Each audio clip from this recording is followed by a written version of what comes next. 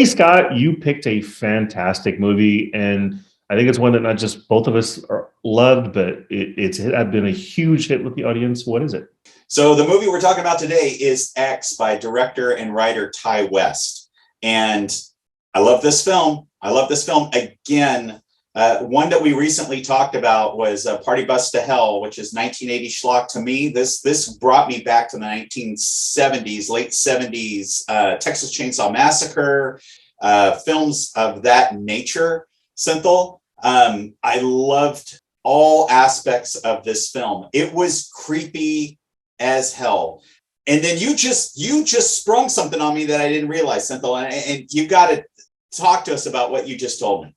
Yeah, I did not realize that the first time I watched the movie that one of the stars in the movie, Mia Goth, is actually both characters, the young girl and the older woman that's in the farmhouse. And so she plays both characters in it, and she does such a fantastic job.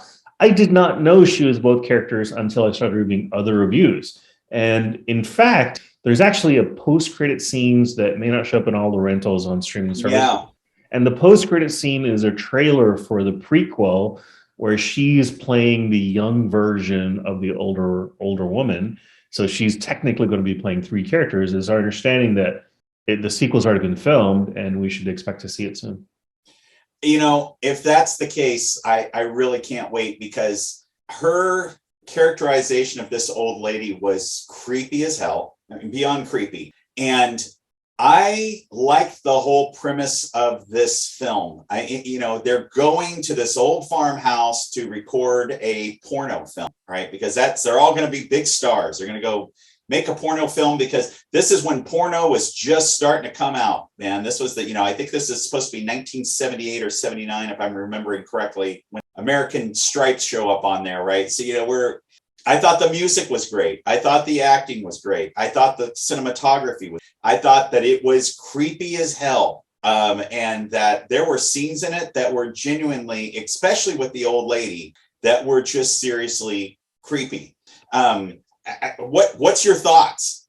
Disturbing movie in many ways. And at first you're thinking, how scary can two really, really old folks who can barely get around be? And well, there's a lot of blood and guts in the movie, despite the fact that we're dealing with two older characters.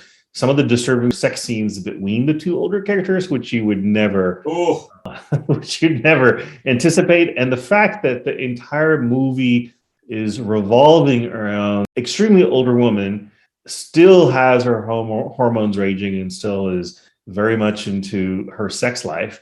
And that's driving the blood and the guts and the yes. the story was a little bit different. Clearly, the director has a ton of experience because it was filmed really well and the tension was done really well. Yeah. There were enough scary moments in there and tense moments that overall it was disturbing in some ways, really well filmed, and it did have some traditional horror elements in it as well. So I think where Ty West went great with this is he turned it into a grindhouse film. Yeah. And he did a remarkable job of grindhouse. And the idea that he took two old people and turned them into these extremely terrifying characters, right? That were just haunting. And I think the reason they were haunting is because we have this tendency to think that older people are all nice and da da da da, and they're never going to hurt me. And then of course I think a lot of people would watch this and go, well, this would never happen. I beg to differ. I think if you let your guard down, anything can happen to you, right? And no matter who it is. And that's exactly what this film was, is that nobody had their guard up because whoever thought that two old people could do this stuff. I just thought it was so well done. And the death scenes are plausible. There are no cases where, this 100-plus-year-old man is going one-on-one with, somebody much younger. So clearly a highly successful film. Again, this is where I come back to a good director knows what to do with a limited budget and how to make it work. And then the story elements, what's an undercurrent. They're filming a porn or attempting to film a porn. Not everybody that is part of the crew originally is intended to be in the movie. And at least one of the characters decides they want to be a porn star, and how they react to and respond to and treat the fact that this one of the female characters basically wants to have sex with the star, and doesn't matter that she is part of the porn movie, and how they treat and build that into the story. Undercurrent, I thought that worked pretty well too. That's what I mean, Senthil. I mean, this was one of those stories that built, and you got this great ending to it, right? And they don't hide behind the fact that it's a porno film, right? That it's basically, and the whole movie is about sex and sexual tension and sexual repression, right? And that those things can't be just shut off.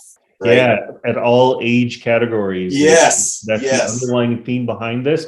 And so for our audience, yes, there's a lot of sex in it. There's sex between young people, and there's disturbing sex between really old people. Yeah, Senthil, I would say is if you've ever had horror dreams of what your parents look like when they're having sex, this is a film you probably don't want to watch, because I just have to say, I went, my God, if I look like that when I'm that old, I hope nobody ever has to see that ever in their lifetime. But yeah, there was nothing I can fault about this film, Senthil. I mean, I really couldn't find any fault in this film whatsoever, and loved it. I doubt highly that somebody like Ty West would even talk to us. I mean, he's he's doing great things, but it would be great to talk to him regarding, the whole idea of turning this into that 70s, back to the grindhouse days, back to our Texas Chainsaw, like we've talked about recently, right? Back to filming horror movies the way that they used to be. It's a maniacal couple that's killing people. It's not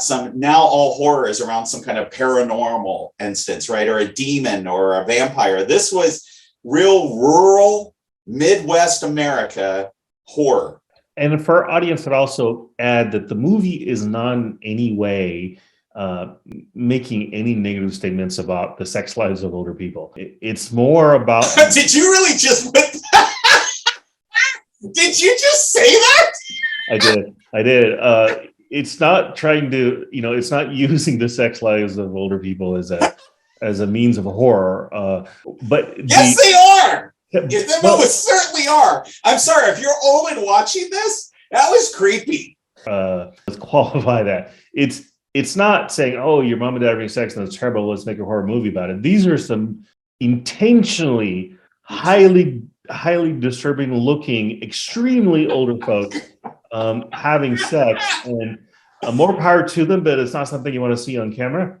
And how they build that entire concept, driving the entire movie and everything that happens into it is fantastic. Sorry, Senthil, in all the times we've taped, that's the best thing you've ever said, where you're making this has nothing to do about old people looking weird having sex. Absolutely has everything to do with old people looking weird having sex. Admit it, your skin is falling off of your body. So just watch this and deal with it. No, that's what it is. Senthil, it's been fun. Another great movie. Before we close out and say goodbye, would you suggest this to friends? Absolutely. Yeah.